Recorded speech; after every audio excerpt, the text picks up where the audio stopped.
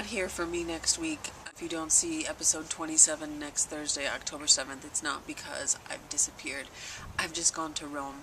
I'll be there for a week, and then I'll be in Paris for 3 weeks. I'll be capturing lots of great impressions to share with you. In the getting ready, I may not be able to make a show. Wish I had something better to say to you. In this episode, getting ready for Rome and Paris, packing up my Juju, pimping out my Moleskine notebooks, and more. I'm packing for Rome and Paris, and as you can imagine, there are a million details. I actually think this is the fun part, packing. This case is not going with me. This is only a local case because, as you can see, it's heavy. Most of this stuff here is for my Curious Paris excursion. And I'm going to just point out a few things that I'm bringing along as part of the Juju kit for my people. Everybody gets a Japanese accordion notebook from Moleskine. Well, this is what it looks like after your week in Paris. These are the watercolor crayons I recommend, Caran d'Ache. Marcus showed me those. Stamp pad.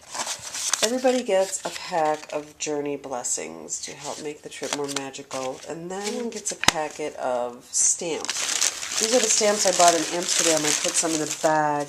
You can see there are just tons of stamps, and they're fun for collage and other things, so everybody gets a little packet of those. This is part of the Curious Paris curriculum. We're doing different creativity exercises. One day we'll be talking about using postcards, and I've got some blank watercolor postcards. I like to buy postcards in France and play with them, so these are some that I've bought there before and we'll be giving out. I bought these at Two Hands Papery, and they come in this box. Business card size cards, and they're blank on one side, and they've got maps of the Sea of Korea. On the pack of goodies from Moondance Botanicals. These are some fun things. What we've got here is the Chill Out Lavender Spritzer. When you're traveling, this is great to have. You just mist it over your face, on the back of your neck a couple of times. We have my little Clinique makeup kit bag with a big Sharpie, this cool paper cutter. Look at this. It fits over your finger, and then you cut along the edge of that business card there. Okay, that's too much fun. We've got the glue stick, of course. We've got the stamp, the date stamp, a watercolor brush to do washes on the postcards. This is my map of Paris. It's a little book. It's falling apart, but I use it. It's got the map of the metro. Arrondissement has its own page. One thing that's new in my pack this year is the milk foamer. This is for my cappuccino in the morning. I've got to put batteries in, but then it goes zzz and foams your milk.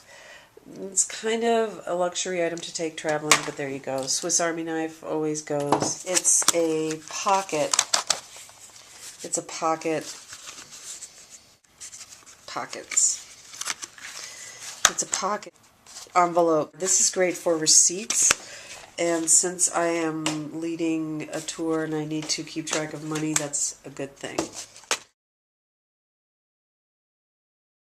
And of course, I'm taking notebooks and I'm pimping them out. So first of all, it's time for a new business notebook. I use these large Moleskine notebook, map of Paris Metro, wrapped around to the front.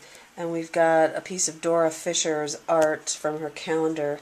I was doing my business name for my website in handwriting, and this one's embellished. It's a little too embellished for the website, but I could put it on my notebook if I want, and then we've got the cool bubbles.